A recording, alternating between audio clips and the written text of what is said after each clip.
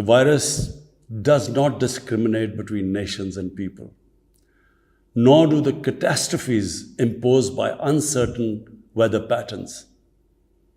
The common threats faced by us today not only expose the fragility of the international system, they also underscore the oneness of humanity. By the grace of Almighty Allah, Pakistan has been successful so far in containing the COVID pandemic. Our collaborated strategy of smart lockdowns helped save lives and livelihoods and kept the economy afloat. Over 15 million families survived through a social protection program of Asas. Mr. President, climate change is one of the primary existential threats that our planet faces today. Pakistan's contribution to global emissions is negligible, yet we are among the 10 most vulnerable countries to the effects of climate change in the world. Being fully aware of our global responsibilities, we have embarked upon game-changing environmental programs. Reforesting Pakistan through our 10 billion tree tsunami, preserving natural habitats, switching to renewable energy, removing pollution from our cities, and adapting to the impacts of climate change.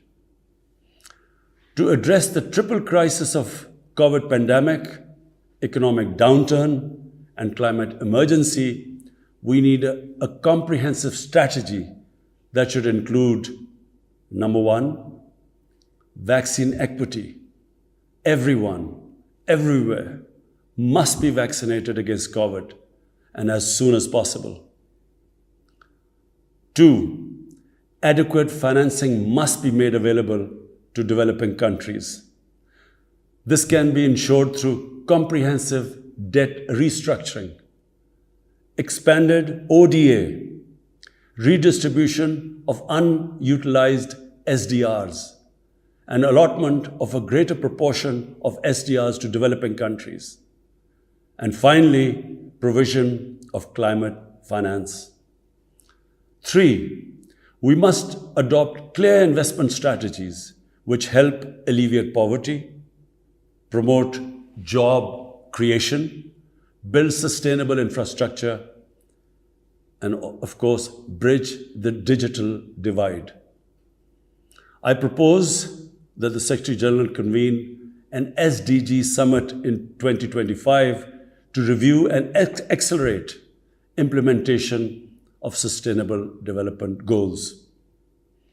Mr. President, because of the plunder of the developing world by their corrupt ruling elites, the gap between the rich and the poor countries is increasing at an alarming speed. Through this platform, I've been drawing the world's attention towards the scourge of illicit financial flows from developing countries. The Secretary General's high-level panel of financial accountability, transparency, and integrity, called the FACT-I panel, has calculated that a staggering $7 trillion in stolen assets are parked in financial haven destinations. This organized theft and illegal transfer of assets has profound consequences for the developing nations. It depletes their already meager resources, accentuates the levels of poverty, especially when laundered money puts pressure on the currency and leads to its devaluation. At the current rate, when the FACT-I panel estimates that $1 trillion every year is taken out of the developing world, there will be a mass exodus of economic migrants towards the richer nations. What the East India Company did to India, the crooked ruling elites are doing to the developing world, plundering the wealth and transferring it to Western capitals and offshore tax havens. And Mr. President, Retrieving the stolen assets from the developed countries is impossible for poor nations. The rich countries have no incentives or compulsion to return this ill-gotten wealth. And this ill-gotten wealth belongs, remember, to the masses of the developing world. I foresee in the not too distant future, a time will come when the rich countries will be forced to build walls to keep out economic migrants from these poor countries. I fear a few wealthy islands in the sea of poverty will also turn into a global calamity like climate change.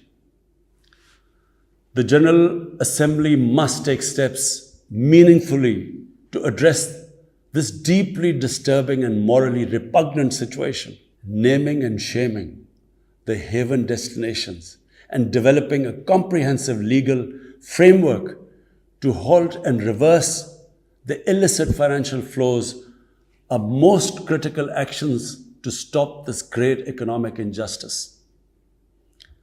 And at a minimum, the recommendations of the Secretary General's FACTI panel should be fully implemented. Mr. President, Islamophobia is another pernicious phenomenon that we all need to collectively combat.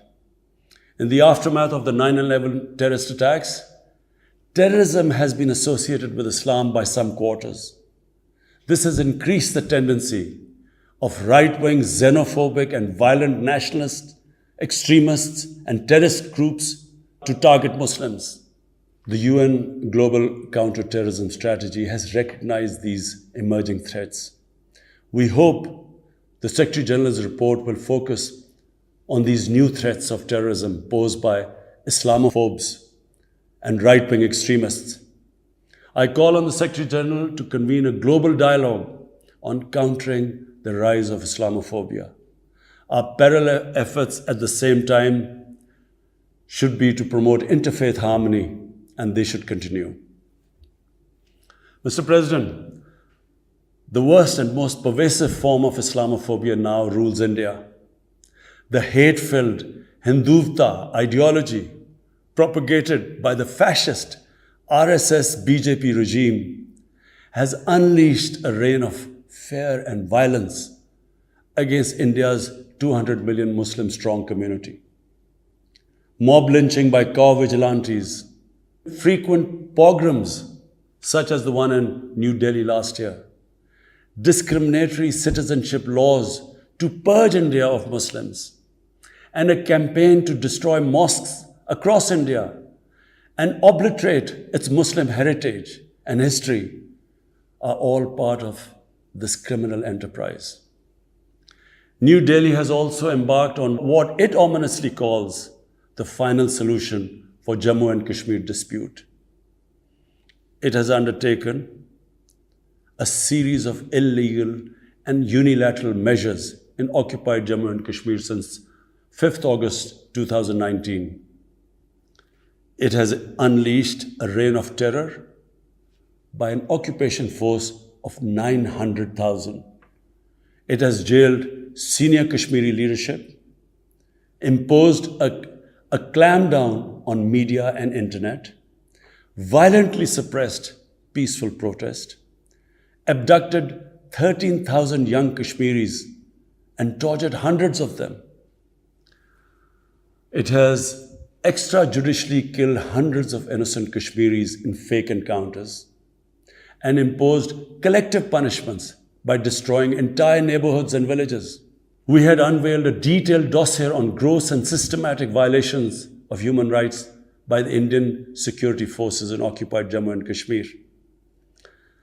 This repression is accompanied by illegal efforts to change the demographic structure of the occupied territory and transform it from a Muslim majority into a Muslim minority.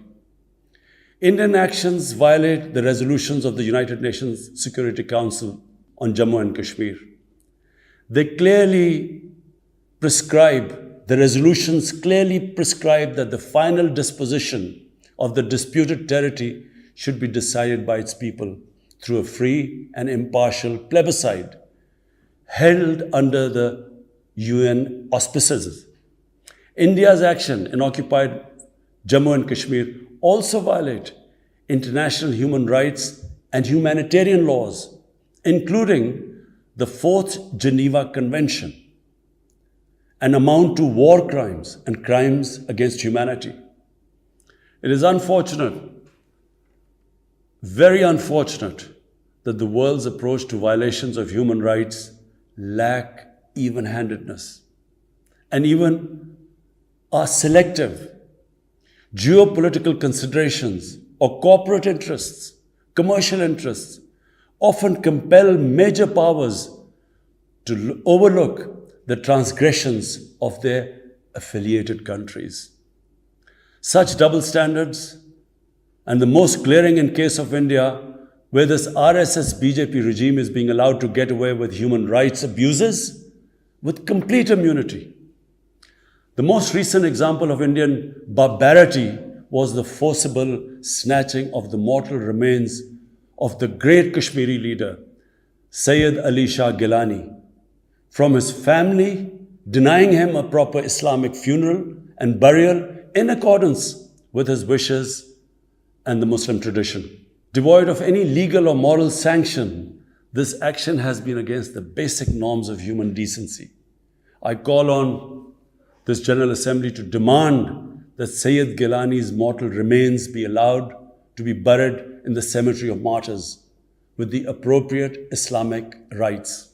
Mr. President, Pakistan desires peace with India as with all its neighbors. But sustainable peace in South Asia is contingent upon resolution of the Jammu and Kashmir dispute in accordance with the relevant United Nations Security Council resolutions and the wishes of the Kashmiri people. Last February, we reaffirmed the 2003 ceasefire understanding along the line of control. The hope was that it would lead to a rethink of the strategy in Delhi. Sadly, the BJP government has intensified repression in Kashmir and continues to vitiate the environment by these barbaric acts. The onus remains on India to create a conducive environment for meaningful and result-oriented engagement with Pakistan. And for that, it must do, number one, reverse its unilateral and illegal measures instituted since 5th August 2019. Secondly, stop its oppression and human rights violations against the people of Kashmir. And three, halt and reverse the demographic changes in the occupied territory. It is also essential to prevent another conflict between Pakistan and India. India's military buildup, development of advanced nuclear weapons, and acquisition of destabilizing conventional capabilities can erode mutual deterrence between the two countries. And now, Mr. President, I want to talk about Afghanistan. The current situation in Afghanistan, for some reason, Pakistan has been blamed for the turn of events by politicians in the United States and some politicians in Europe.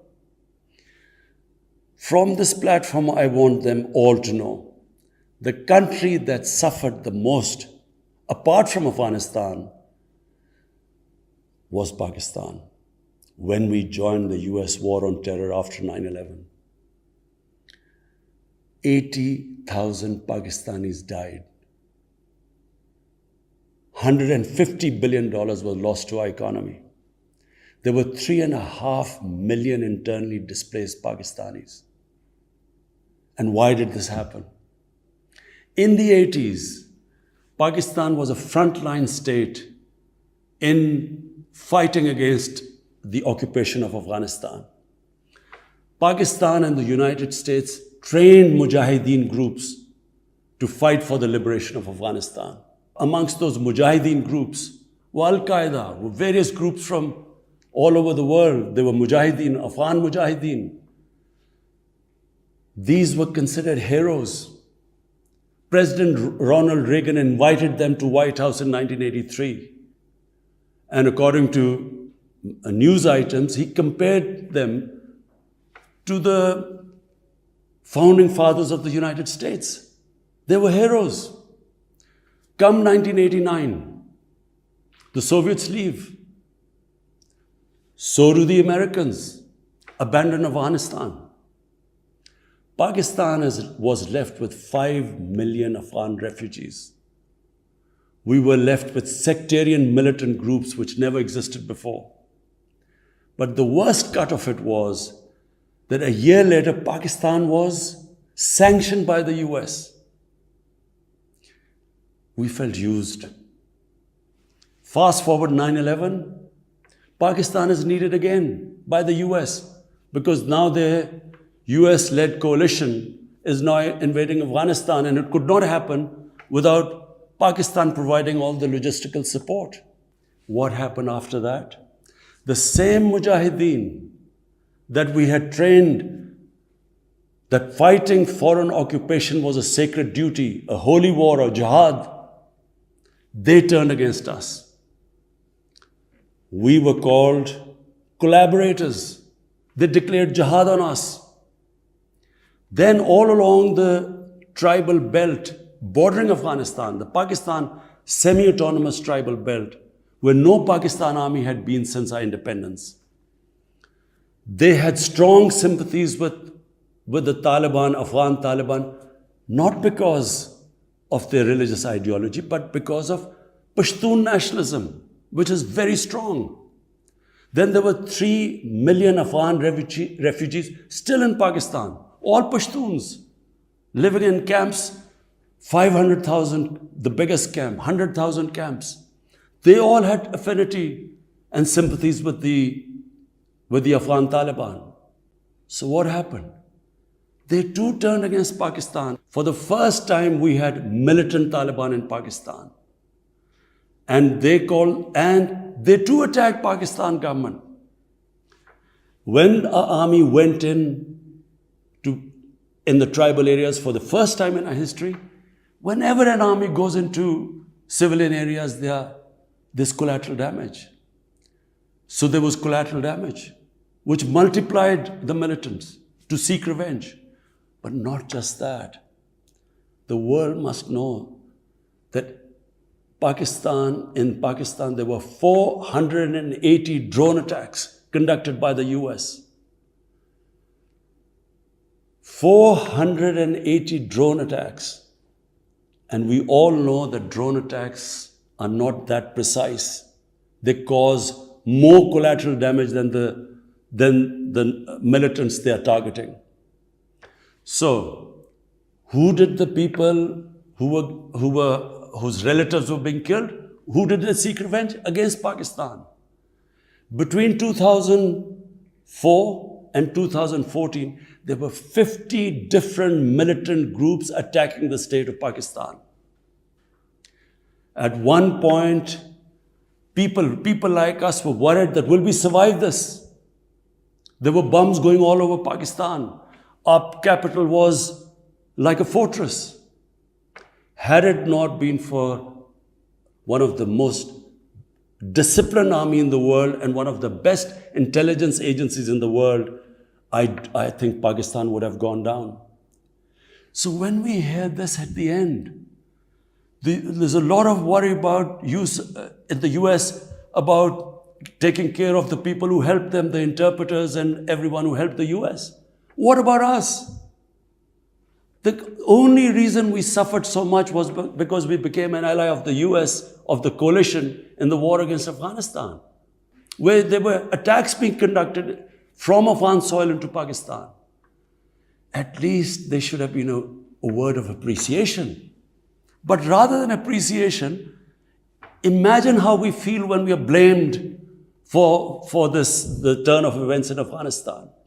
After 2006, it became apparent to everyone who understood Afghanistan's history that there would be no military solution in Afghanistan.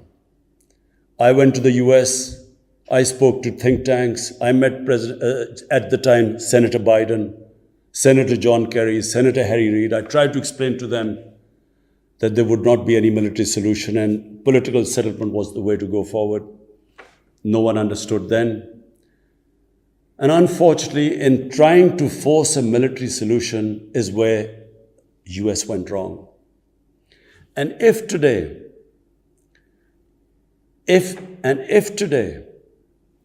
the world needs to know why the Taliban are back in power, all the world has to do is do a deep analysis of why 300,000 well-equipped Afghan army, and remember, Afghans are one of the bravest nations on earth.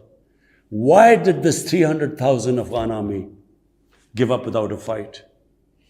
The moment a deep analysis of this is done, the world would know why the Taliban are back in power, and it's not because of Pakistan.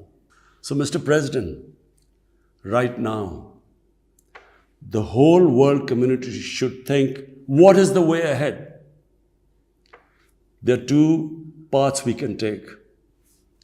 If we neglect Afghanistan right now, according to the UN, half the people of Afghanistan are already vulnerable. And by next year, almost 90% of people in Afghanistan will go below the poverty line. There's a huge humanitarian crisis looming ahead. And this will have serious repercussions, not just for the neighbors of Afghanistan, but it will have repercussions everywhere if a destabilized, a chaotic Afghanistan again becomes a safe haven for international terrorists. The reason why the US came to Afghanistan in the first place. So therefore, there is only one way to go. We must strengthen this current government, stabilize it, for the sake of the people of Afghanistan. What have the Taliban promised? They will respect human rights. They will have an inclusive government. They will not allow this soil to be used by terrorists. And they have given amnesty. Now, if the world community incentivizes them, encourages them to walk this talk, it will be a win-win situation for everyone. Because these are the four things that in Doha, when the US was talking to the Taliban, these were the conditions the dialogue was all about. So if the world can incentivize them to go this direction, then after all, this 20-year of presence of coalition presidents in Afghanistan would not be wasted, because Afghan soil would not be used for international terrorism. So I end my talk, Mr. President, by urging everyone that this is a critical time for Afghanistan. You cannot waste time. Help is needed there. Humanitarian assistance has to be given there immediately. And the Secretary General of the United Nations has taken bold steps. I urge you to mobilize the international community and move in this direction.